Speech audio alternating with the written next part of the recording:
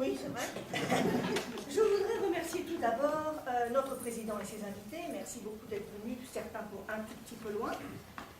Et également la famille Bastian, ce monsieur Jean Bastian, que vous avez sans doute vu déjà au mois de décembre sur FR3, qui faisait des dessins sur Jean de La Fontaine. Voilà.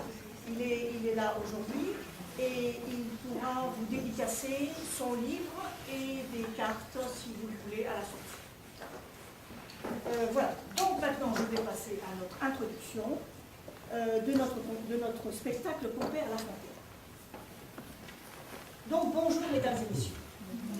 C'est un pari ambitieux que de vous présenter aujourd'hui, un pari ambitieux, que la compagnie Le Brigadier du Club de Garnison vous présente donc aujourd'hui sans aucune façon, d'abord pour vous divertir, mais aussi pour vous faire découvrir un Apollon qui n'est pas à la fête, avec des muses qui se prennent la tête, une Clymène bien embarrassée d'un acanthe très antichat, un gentilhomme qui connaît cocuage pour un des dieux du mariage, et un prince qui frétille pour une belle un peu trop gentille.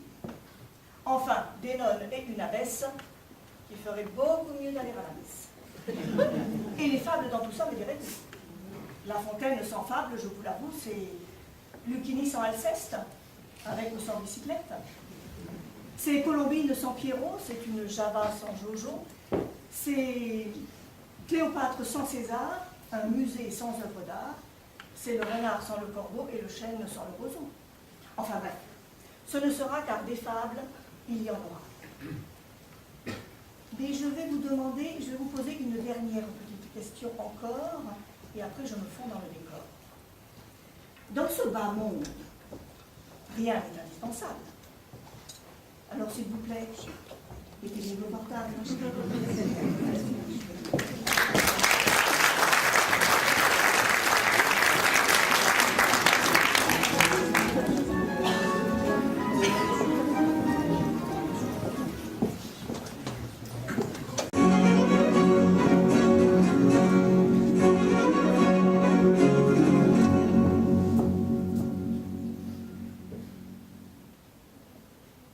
Le chêne et le roseau. Le chêne un jour dit au roseau: vous avez bien sujet d'accuser la nature. Un roitelet pour vous est un pesant fardeau. Le moindre vent qui d'aventure fait rider la face de l'eau vous oblige à baisser la tête. Cependant que mon front, au Caucase pareil, non content d'arrêter les rayons du soleil, brave l'effort de la tempête. Tout vous est aquilon, tout me semble zéphyr.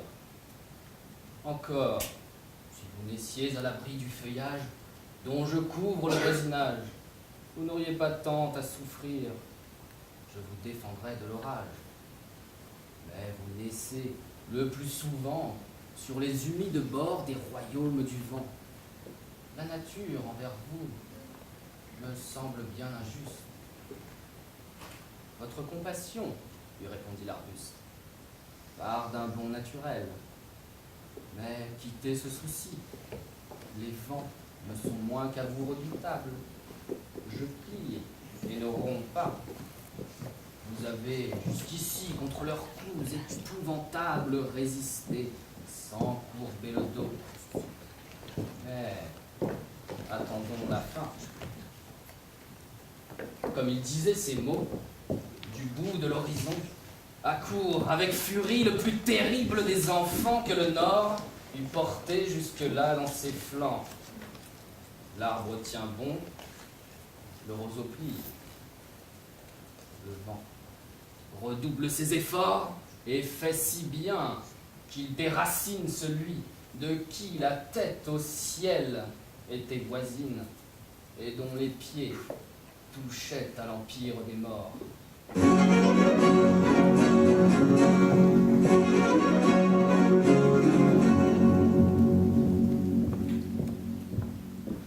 Le héros suivi de la fille. Un jour, sur ses longs pieds allait je ne sais où, le héros au long bec emmanché d'un long cou. ils côtoyaient une rivière. L'eau était transparente ainsi qu'au plus beau jour. Ma commère, la carpe, y faisait 1000 tours avec le brochet, son compère. Le héros en eut fait aisément son profit. Tous approchaient du bord. L'oiseau n'avait qu'à prendre.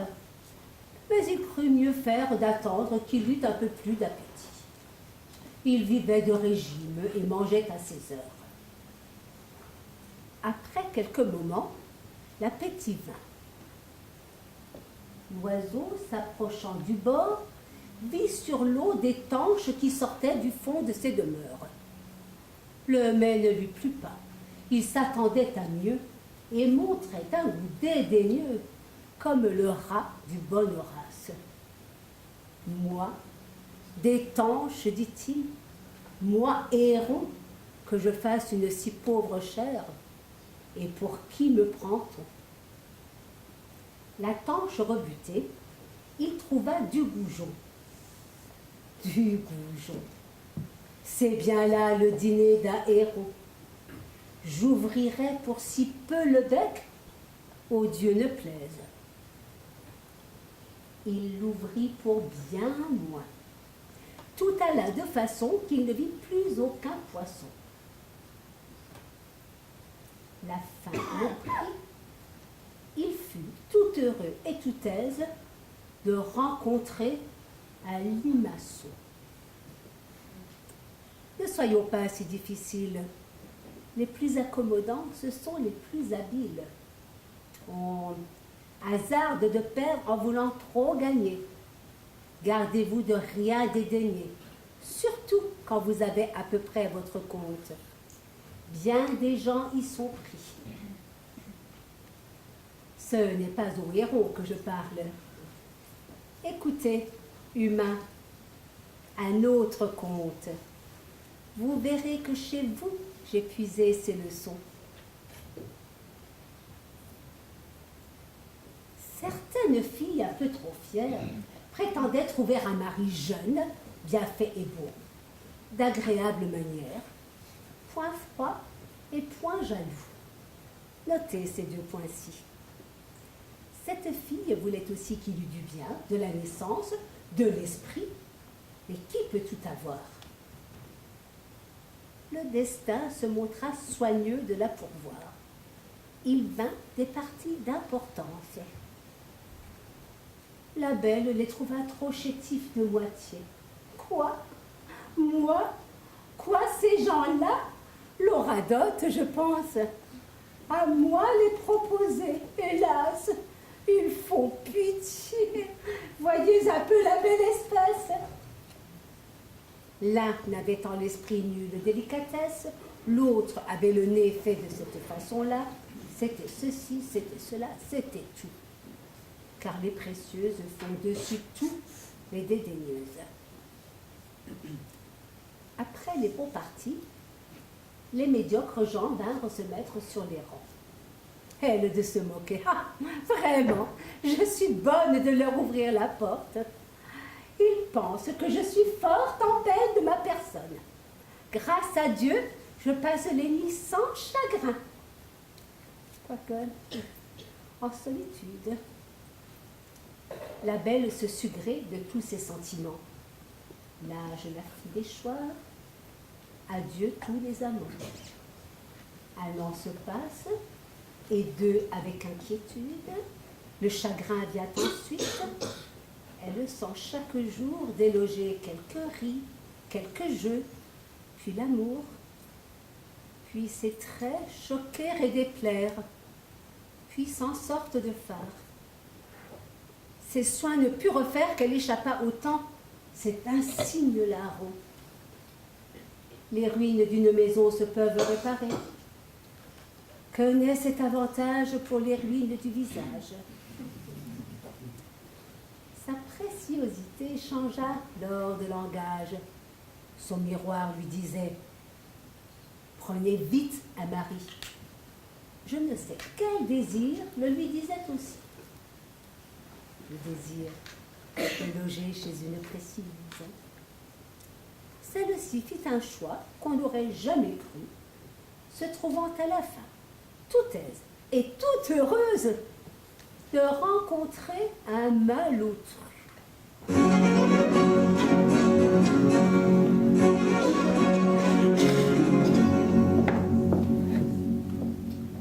L'amour et la folie. Tout est mystère dans l'amour. Ses flèches, son carquois, son flambeau, son enfance. Ce n'est pas l'ouvrage d'un jour que d'épuiser cette science. Je ne prétends donc point tout expliquer ici. Mon but est seulement de dire, à ma manière, comment l'aveugle que voici, c'est un Dieu. Comment dis-je, il perdit la lumière. Quelle suite eut ce mal qui peut-être est un bien? J'en fais juge un amant et ne décide rien. La folie et l'amour jouaient un jour ensemble. Celui-ci n'était pas encore privé des yeux. Une dispute vaine. L'amour veut qu'on assemble là-dessus le conseil des dieux. L'autre n'eut pas la patience. Elle lui donne un coup si furieux qu'il en perd la clarté des cieux. Vénus en demande vengeance. Femme et mère, il suffit pour juger de ses cris. Les dieux en furent étourdis. Et Jupiter, et Némésis, et les juges d'enfer. Enfin, toute la bande. Elle représenta l'énormité du cas. Son fils, sans un bâton, ne pouvait faire un pas.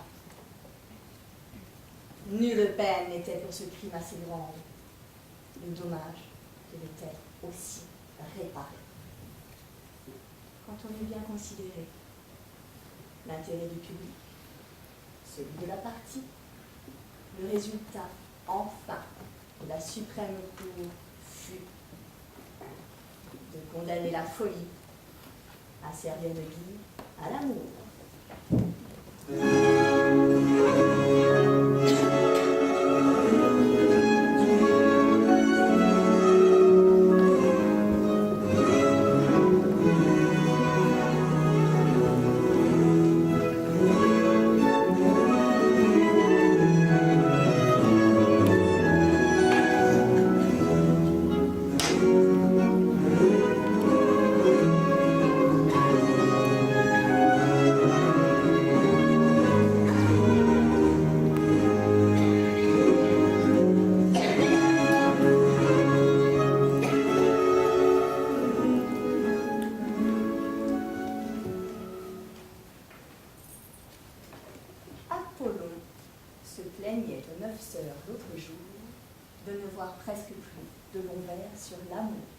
Le siècle, disait-il, a gâté cette affaire. Lui, nous parlait d'amour, il ne laissait pas faire. Ce qu'on a point au cœur, l'a-t-on dans ses écrits? J'ai beau communiquer de l'ardeur aux esprits, les belles, n'ayant pas disposé la matière, amour et vers, tout est fort à la cavalière. Adieu donc. Oh! Beauté! Je garde mon emploi pour les surintendants sans plus, et pour le roi. Je viens pourtant de voir au bord de l'Hippocrène, à Cante, fort touché de certaines Clymènes. Bon, ceux qui sous ce nom font valoir leurs appâts, mais quant à celle-ci, je ne la connais pas. Sans doute qu'en province, elle a passé sa vie. Sire, j'en puis parler. C'est ma meilleure amie. La province, il est vrai, fut toujours son séjour. Ainsi, l'on n'en fait point de bruit en votre cour. Je la connais aussi. Comment? Vous, Uranie? En ce cas, Terpsichore, Euterpe et Polymnie, qui n'ont pas des emplois du tout si relevés, m'en apprendront encore plus que vous n'en savez. Oui, sire, nous pouvons vous en parler chacune. Si ma prière n'est aux muses importunes, devant moi, tour à tour, chantez cette beauté, mais sur de nouveaux tons, car je suis dégoûté. Que chacune, pourtant, suive son caractère. Sire, nous nous savons toutes neuves contrefaire. Pour si peu. Laissez-nous libres sur ce point-là. Commencez donc le terpe, ainsi qu'il vous plaira. Que ma compagne m'aide, et puis en dialogue, nous vous ferons entendre une espèce d'églogue. Terpsichore, aidez-la. Mais surtout, évitez les traits que tant de fois les glogues a répétés. Il me faut du nouveau, n'en fut-il point au monde. Je m'en vais commencer. Côté pour me répondre. Quand le soleil a fait le tour de l'univers, ce n'est point d'avoir vu 100 chefs-d'œuvre divers, ni d'en avoir produit. Car Tétis est souverain, il dit. Je veux Climène, et mon âme est contente. L'aurore vous veut voir, Climène. Montrez-vous. Non, ne bougez du lit. Le repos est trop doux. Tantôt vous paraîtrez vous-même une autre aurore. Mais ne vous pressez point. Dormez, dormez encore. Au gré de tous les yeux, Climène a des apparts, un peu de passion et ce qu'on lui souhaite. Pour de l'amitié seule, elle n'en manque pas. 5 ou 6 grains d'amour, et Climène est parfaite. L'amour à ce qu'on dit empêche de dormir. S'il a quelque plaisir, il ne la passe en peine. Voyez la tourterelle, entendez-la gémir. Vous vous garderez bien de condamner Climène. Vénus, depuis longtemps, est de mauvaise humeur.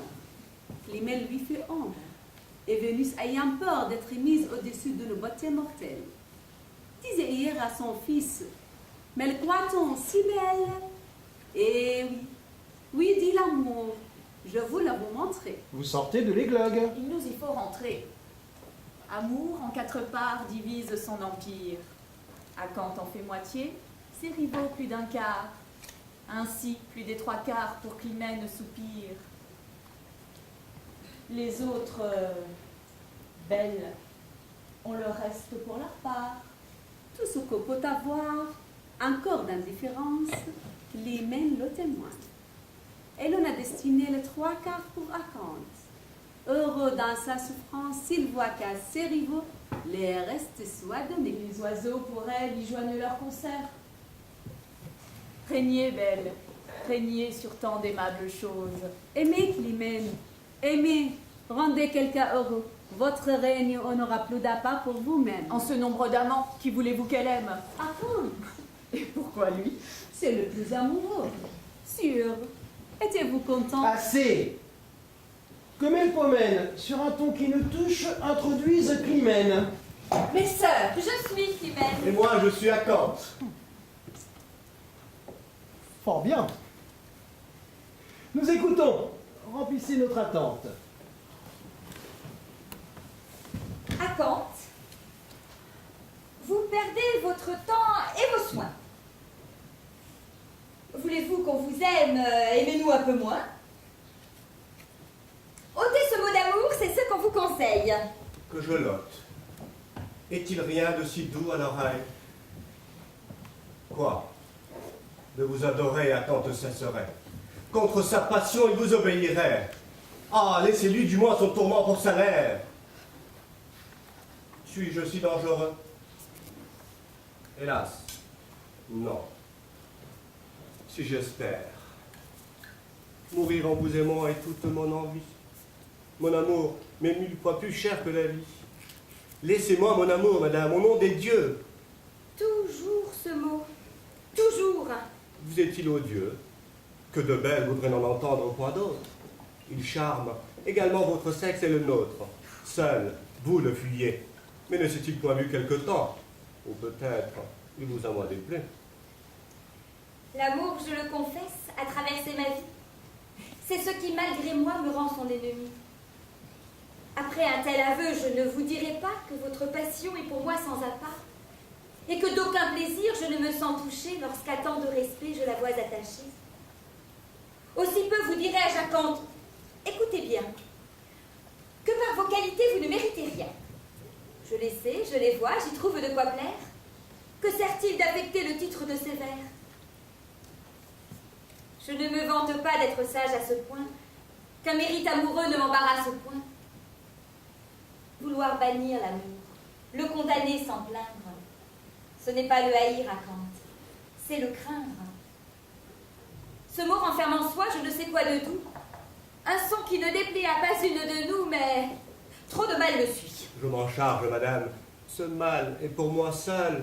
J'en garantis votre âme. Mais qui vous croirait à Kant aurait un bon garant? Mais non, je connais trop qu'amour n'est qu'un tyran, un ennemi public, un démon pour mieux dire. Il ne l'est pas pour vous. Cela vous doit suffire. Jamais il ne vous peut avoir causé d'ennui. Vous en prenez un autre, assurément pour lui. S'il a quelques douceurs, elles le sont pour les belles, et pour nous, les soucis et les peines cruelles. Vous n'éprouvez jamais ni dédain ni froideur. Quant à nous, c'est souvent le prix de notre ardeur. Trop de zèle nous nuit. Mais pourquoi donc à Kant ne modérez-vous pas cette ardeur violente? Aimez-vous mieux souffrir contre mon propre gré que si obéissant vous étiez bien traité? Je vous rendrais heureux? Selon votre manière, du bonheur d'un ami, d'un parent ou d'un frère, que sais-je, de chacun. Car vous savez qu'on peut faire ainsi des heureux autant que l'on en veut. Non. Non, j'aurais pour vous beaucoup plus de tendresse. Vous verriez à quel point Climène s'intéresse pour tout ce qui vous touche. Et pour moi-même aussi. Quelle distinction faites-vous en ceci? Très grand.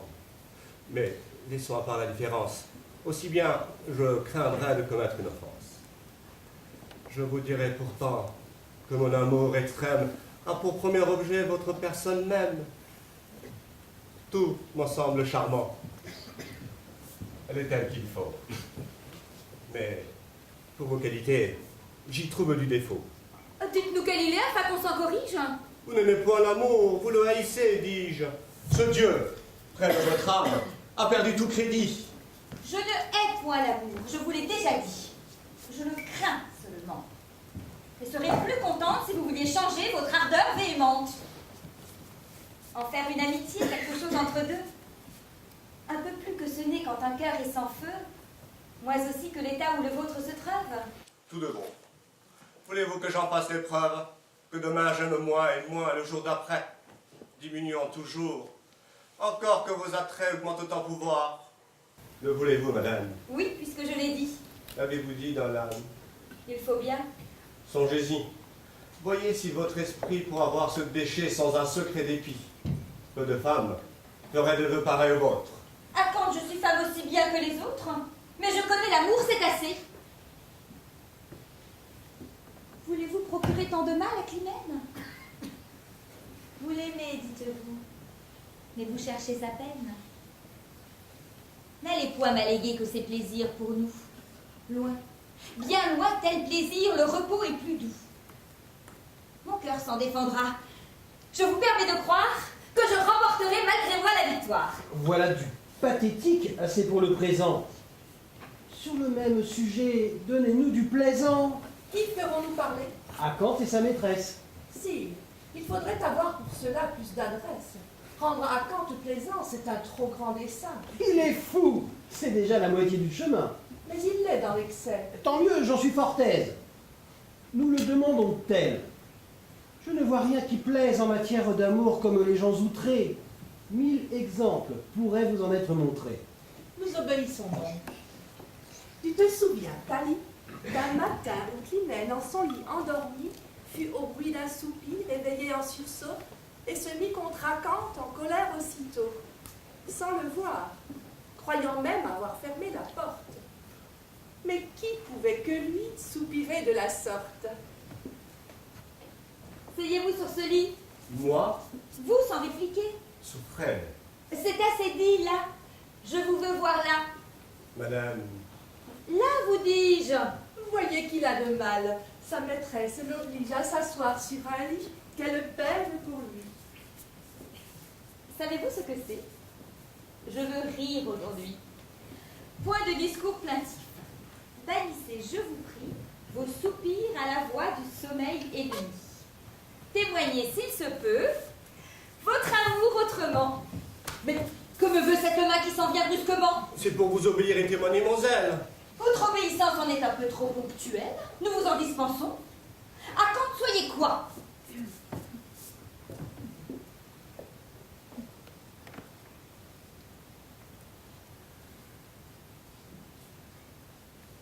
Si bien donc que votre âme est tout en feu pour moi. Tout en feu.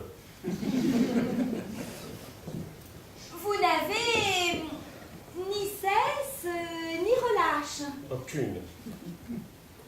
Toujours pleure? Soupire comme à la tâche? Toujours soupir et pleurs. J'en veux avoir pitié. Allez.